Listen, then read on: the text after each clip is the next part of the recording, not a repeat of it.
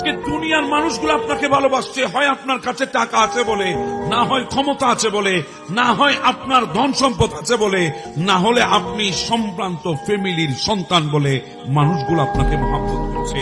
পেছনে কারণ আছে, উদ্দেশ্য আছে, অবশ্যই পেছনে স্বার্থ আছে। কিন্তু আমি আপনাকে শোনাই, আপনি শুনেন, পৃথিবীতে দুইজন বান্দা আছে যাদের ভালোবাসার পেছনে কোনো স্বার্থ নাই, কোন উদ্দেশ্য নাই।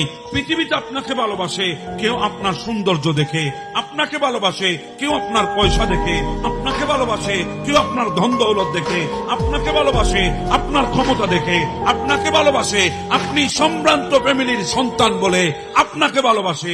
প্রত্যেকটা ভালোবাসার পেছনে দেখনেওয়ালা আছে, স্বার্থ আছে, নিজের কিছু লাভ আর লুভ আছে, এজন্য আপনাকে মানুষ ভালোবাসছে।